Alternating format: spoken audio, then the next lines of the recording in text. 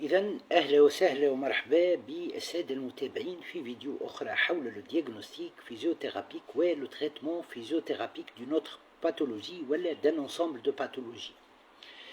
اليوم البارح ساعة قلت أنه آخر بارتي فيما يخص les examens كيني اللي باش نقدمهم في السيري معناها دو فيديو الأخرانيين هذوكم، ولكن الحقيقة ارتأيت أني نزيد نقدم كيلكو أوتر بارتي، وطبعا على قد أهمية ما قدمته فإنه هذاك الكل جزء مما يعرفه لو فيزيوثيرابوت. قبل كل شيء نذكر أنه الفيديو كيف ما باقي الفيديو موجه للتثقيف الصحي فقط وما تتجاوز في حتى حالة من الحالات الهدف هذا، وما تعوض في حتى حالة من الحالات أنه الشخص وقت يستحق باش يمشي الكينيزيثيرابوت يمشي الكينيزيثيرابوت. كذلك أطلب من السادة المتابعين أنهم ما يعاودوش وحدهم les exercices et les méthodes اللي أنا نبدأ قاعد نحكي عليهم en ce qui concerne le diagnostic physiothérapique et le traitement physiothérapique. C'est-à-dire وقت اللي شخص يستحق باش يمشي الكيني يمشي الكيني و selon le cas يبدأ قدام le physiothérapeute. Ce dernier va choisir les méthodes et les exercices اللي راهم هو les plus adéquats en ce qui concerne le diagnostic physiothérapique et le traitement physiothérapique. ما ننساش نقول أنه ما عندي حتى ربح مادي من لي فيديو هذم اللي أنا قاعد نقدم فيهم، ونقول كذلك أنه حسب رأي لي فيديو هذم اللي أنا قاعد نقدم فيهم ينجموا يعاونوا الطلبة في اختصاص العلاج الطبيعي وتقويم الأعضاء وإعادة التأهيل في أنهم يحضروا pour les examens cliniques. إذا اليوم مجموعة من لي تيست دو ديagnostic فيزيوثيرابيك باش نحكيو عليهم. إن شاء الله الفيديو ما تطوالش وننطلقوا مع بعض. On va commencer par le test de diagnostic physiothérapique اللي s'il est positif il va nous montrer اللي فما une compression au niveau du nerf tibial postérieur. قبل حكيت على la façon neurodynamique pour le diagnostic physiothérapique d'une compression au niveau du nerf tibial postérieur. معناها اللي تورينا اللي فما une compression au niveau du nerf tibial postérieur. اليوم باش نحكي على façon أخرى. Alors, pour le théorie, معناها en ce qui concerne ce qui est théorique, إذن patient du cubitus dorsal راقد على ظهره sur la table d'examen, flexion de genou avec flexion de l'articulation de la hanche du côté à examiner avec genou en extension jusqu'à ce que l'oslo, oui, le patient, il sent une douleur. Là, le kinésithérapeute relâche doucement le genou du patient vers la flexion, jusqu'à ce que la douleur, elle, s'atténue, tense. À ce moment-là, il va exercer par la main, surtout entre l'index et le pouce, une pression au niveau de la partie supérieure du creux poplité pour mettre en tension la bifurcation du nerf sciatique, تحديدا le nerf tibial postérieur. Et là, s'il y a une reproduction des signes de la douleur, plus les signes de sensation de décharge électrique, de sensation de fourmillement, de sensation de parasthésie, là, le diagnostic physiothérapique est une compression au niveau du nerf tibial postérieur. نحاول إذا إن شاء الله نكون ظاهر، نحاول نوريكم إذا le test. إذا patient en décubitus dorsal sur la table d'examen, le kinésithérapeute met la hanche du côté à examiner en flexion, mais en même temps avec une extension du genou. Alors c'est comme ça. Lorsque le patient il sent qu'il y a de la douleur, le kinésithérapeute relâche doucement le genou du patient et exerce une pression par sa main au niveau de la partie supérieure du creux poplité. S'il y a une reproduction des signes de la douleur, des signes de sensation de fourmillement, de sensation de décharge électrique, de sensation de parasthésie, le diagnostic physiothérapique est une compression au niveau du nerf tibial postérieur. توا باش نحكيو على façon أخرى de faire le diagnostic physiothérapique de ce qu'on appelle le syndrome de la bandelette iliotibiale, le syndrome du tractus iliotibial, le syndrome de l'essuie-glace. Ce sont des appellations de la même chose. حكيت قبل على comment on fait le diagnostic physiothérapique d'une autre façon en ce qui concerne ce syndrome. اليوم باش نحكي على façon أخرى. Patient en décubitus latéral sur la table d'examen, ça c'est du point de vue théorique. Le côté à examiner, il est au-dessus, puis il amène l'articulation de la hanche du côté à examiner en extension plus abduction avec genou en extension. Il est accompagné par un kinésithérapeute qui accompagne ces mouvements. Puis, le kinésithérapeute relâche doucement, ou elle demande au patient de relâcher le genou et l'articulation de la hanche en adduction jusqu'à ce qu'elle dépasse la hauteur de la table d'examen. Si elle ne dépasse pas la hauteur de la table d'examen, là, on parle d'hypoextensibilité au niveau du tractus iliotibial et on parle comme diagnostic physiothérapique de ce qu'on appelle le syndrome de l'essuie-glace, le syndrome de la bandelette iliotibiale.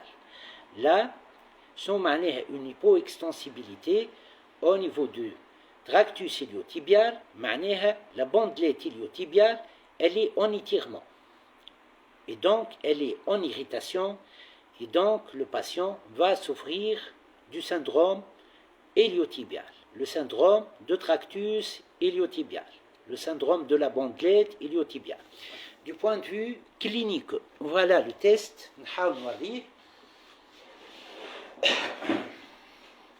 Alors, patient en décubitus latéral sur la table d'examen.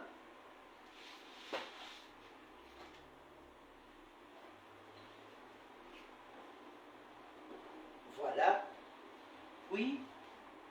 Mais, s'il vous plaît, تصوروا انه انا au bord de la table معناها الساق نعرف الفوقانيه هذه اللي اكزاميني الى تصوروا انه انا بالعكس معناها اون ديكوبيتوس لاتيرال ومتجه معناها بالاتجاه الاخر و سي سو مونتر inférieur qui est à examiner. En tout cas, l'essentiel, اذا هذا le côté à examiner.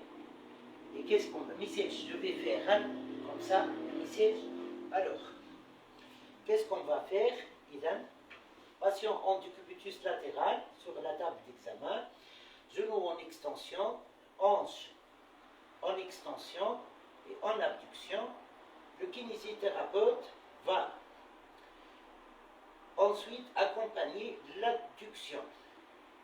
Si le genou dépasse la table d'examen, il n'y a rien. Si le genou ne dépasse pas lors de l'abduction de la table d'examen, là, le diagnostic physiothérapique est une hypoextensibilité au niveau du tractus iliotibial et donc une bandelette iliotibiale qui est en étirement et donc ce qu'on appelle le syndrome du tractus iliotibial. Mais on va passer à autre chose. Pour explorer ce qu'on appelle le bourrelet glénoïdien. Le bourrelet glénoïdien et surtout le labrum à son niveau. Alors, là, on va faire des tests de diagnostic physiothérapique qui vont montrer s'ils sont positifs. Kol marra, un diagnostic physiothérapique. On commence par le premier test.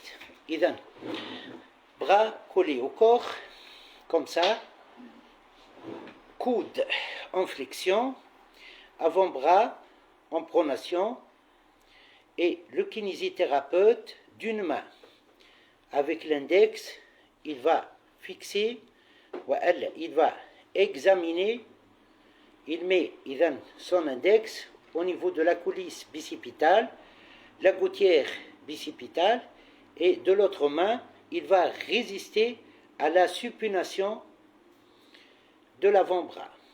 Voilà, d'une façon statique. Alors, voilà. Et par l'autre main, il va voir s'il y a un déclenchement de la douleur au niveau de la gouttière bicipitale. S'il y a un déclenchement de la douleur au niveau de la gouttière bicipitale, s'il y a un déclenchement de la douleur au niveau de la gouttière bicipitale, on va penser à trois choses. La première chose, c'est une tendinite au niveau de quoi? Au niveau de la longue portion du biceps. Deuxième chose, on peut penser à une lésion au niveau du bourrelet glénoïdien à son niveau antérieur. Troisième chose, on va penser à une atteinte, une lésion de ce qu'on appelle le ligament transverse de l'épaule. Alors, le ligament transverse, là, il est situé tout près du tendon. Il le fixe au niveau de la coulisse bicipitale. Et là, je précise d'une façon plus spécifique أكثر, إذا كان on entend un clic, ce qu'on appelle un ressaut, on doit penser comme diagnostic physiothérapique à ce qu'on appelle une lésion, une rupture, une lésion au niveau de la longue portion du biceps, au niveau de son tendon, وكذلك ce qu'on appelle une lésion du ligament transverse au niveau de l'épaule. Alors, on a trois possibilités. Chouaïe bchouaïe, vous allez savoir comment on va savoir quel est le diagnostic physiothérapique précis dans ce cas. Deuxième test, deuxième partie de ce test, patient en position assise, coude en extension, main en supination, le kinésithérapeute va baisser au niveau du tiers inférieur de ce qu'on appelle le radius et le cubitus. Il va baisser la main vers le bas et le patient doit résister. Alors, s'il y a de la douleur au niveau de la gouttière bicipitale, tahdidan, alors là, on va parler tahdidan d'une tendinite au niveau de ce qu'on appelle la longue portion du biceps. Et là, شفتوا le premier test عطانا trois possibilités.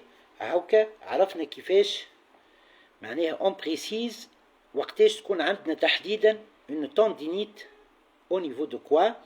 Au niveau de la longue portion du biceps, du tendon de la longue portion du biceps. Tawa, on va différencier l'atteinte au niveau de ce qu'on appelle le bourrelet glénoïdien au niveau de son niveau antérieur, au niveau du labrum, au niveau antérieur. Et donc, pour cela, le patient en position assise, une abduction de 130 degrés avec la main, le coude en flexion, le kinésithérapeute va exercer une compression vers le bas par la main au niveau de l'humérus. Yani, il va réaliser une poussée, il va pousser par la main dans le sens de compression de l'os huméral. De l'autre main, il va réaliser des rotations internes et externes au niveau de l'épaule. S'il y a de la douleur, alors là, le diagnostic physiothérapique est une lésion au niveau du bourrelet glénoïdien au niveau de sa partie antérieure, tahdidan au niveau du labrum. إذن Le premier test, s'il est positif, il y a 3 possibilités. Lésion du bourrelet glénoïdien, tendinite au niveau du tendon du long biceps, ou ce qu'on appelle une lésion au niveau de ce qu'on appelle le ligament transverse de l'épaule. إذا كان les 2 tests d'après وراو واحد فيهم ورا اللي فما une lésion du labrum, l'autre test ورا اللي فما une lésion, une tendinite au niveau de la longue portion du biceps, c'est bon. إذا كان les 2 ils sont négatifs, ouais, le premier test il est positif, le diagnostic physiothérapique sera seulement une lésion au niveau de quoi? Au niveau du ligament transverse de l'épaule. Si les 2 tests sont positifs, il est positif, pour le diagnostic physiothérapique, le premier test positif, 2 ou 3 sont positifs, alors on a comme diagnostic physiothérapique une lésion du bourrelet glénoïdien.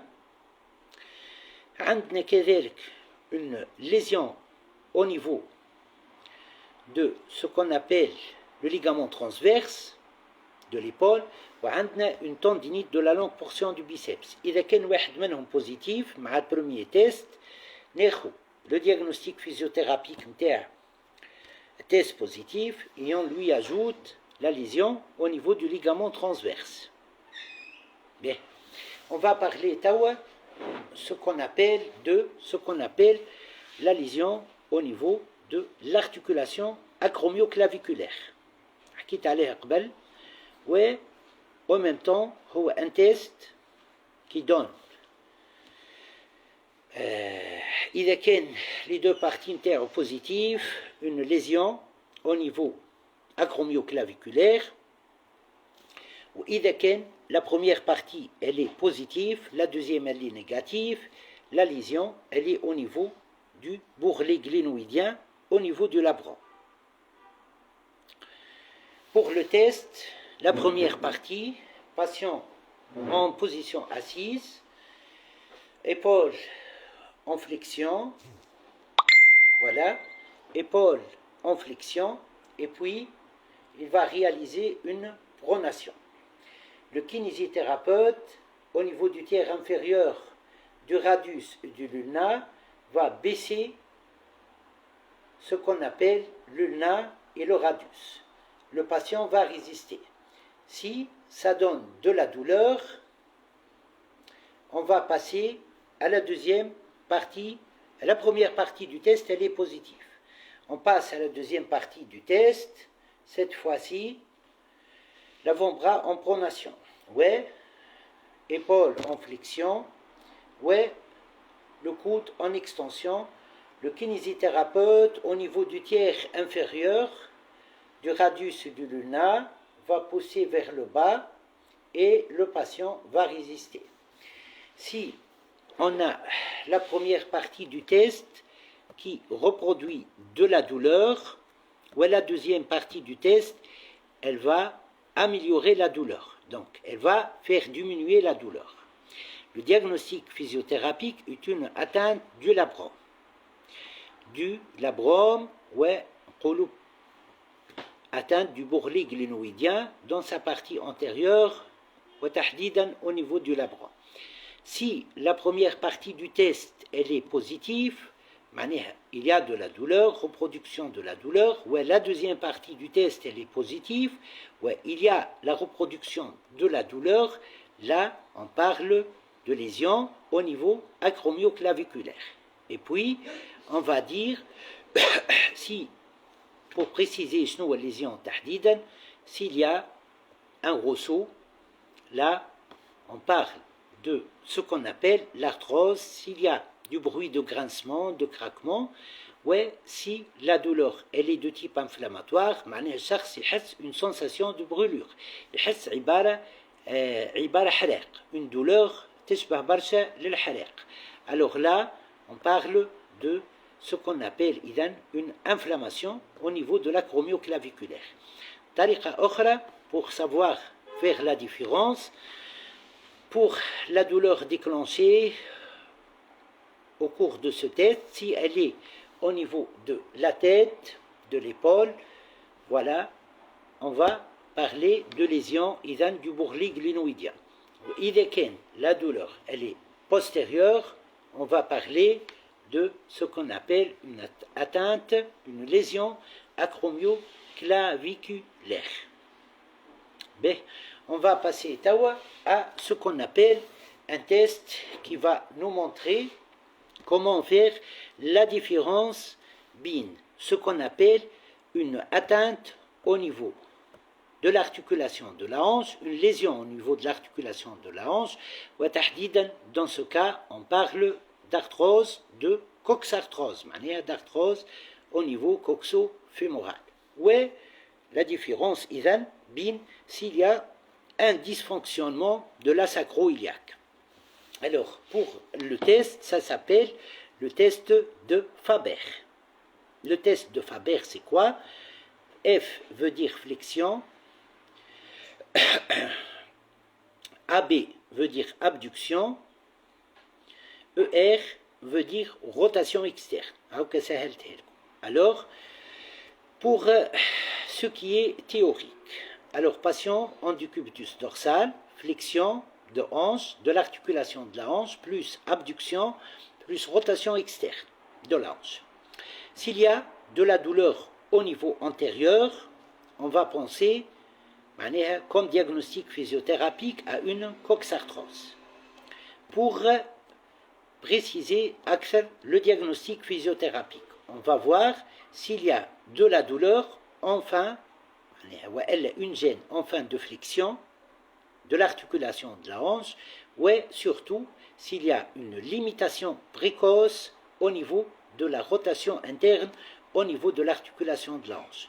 Test positif, on pense comme diagnostic physiothérapique à une coxarthrose. Pour confirmer, on cherche s'il y a une limitation dans la rotation interne de l'articulation de la hanche. Surtout, et je cherche s'il y a une gêne dans la flexion.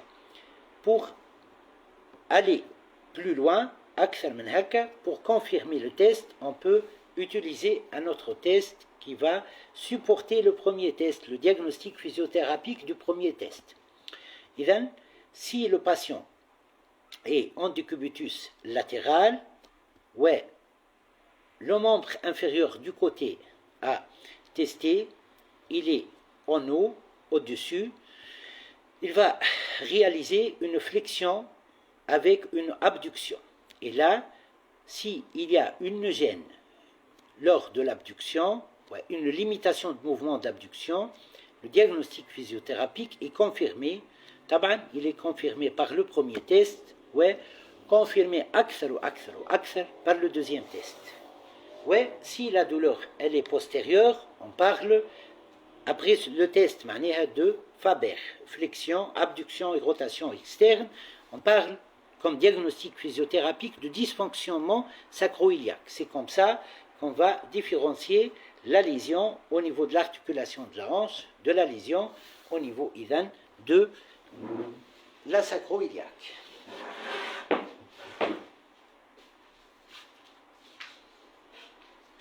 Voilà, qu'est-ce qu'on va faire? Le test de Faber, flexion, abduction et rotation externe. Et puis, on va voir s'il y a la limitation de la rotation interne,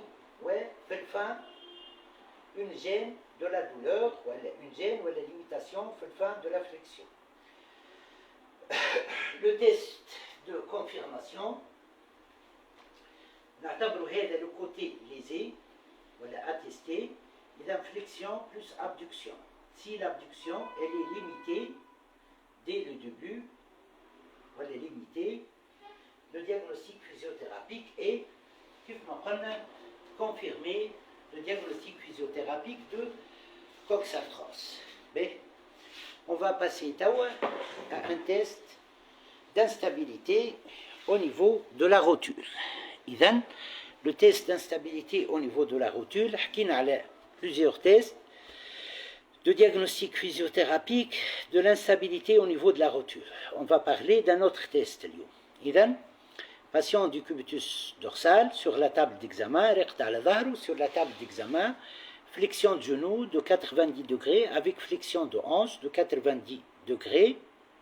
Et puis, le kinésithérapeute va exercer par une main une pression adaptée. Le kinésithérapeute qui va pousser d'une façon adaptée la rotule lors du test du médial vers le latéral. Ouais, au fur et à mesure qu'il fait ça, il va assister l'extension de la hanche, l'extension du genou. Si le patient contracte le quadriceps, s'il y a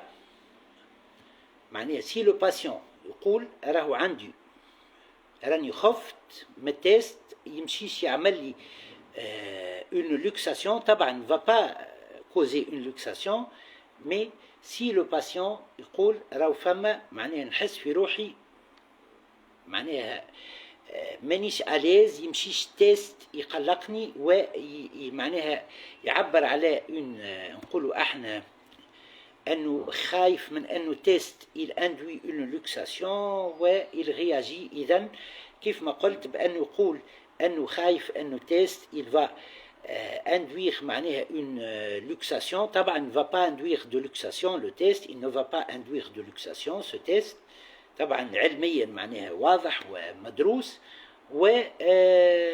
par des kinésithérapeutes طبعا. Sinon, si comme réaction il contracte le quadriceps, le diagnostic physiothérapique est une instabilité au niveau de la rotule. توا باش نوريو le test du point de vue clinique. إذن patient du cubitus dorsal, genou en flexion, hanche en flexion, le kinésithérapeute va assister l'extension du genou au fur et à mesure que par l'autre main, il va pousser un peu la rotule du médial vers le latéral, tout en allant vers l'extension du genou. On va parler d'un autre test de diagnostic physiothérapique.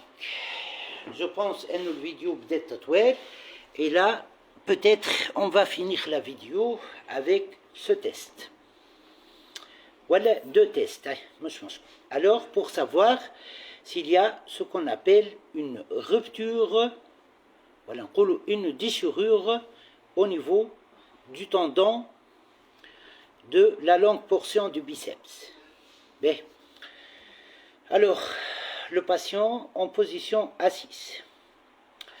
Le kinésithérapeute lui demande, il met le coude en flexion.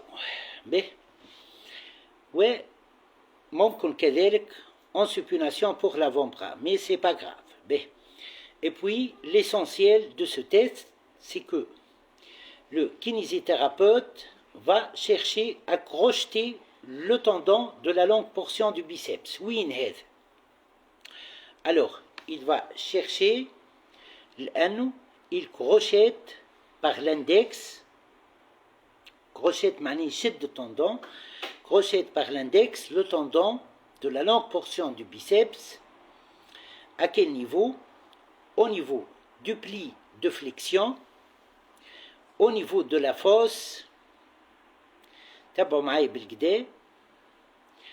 la fosse antécubitale. Là, l'index doit passer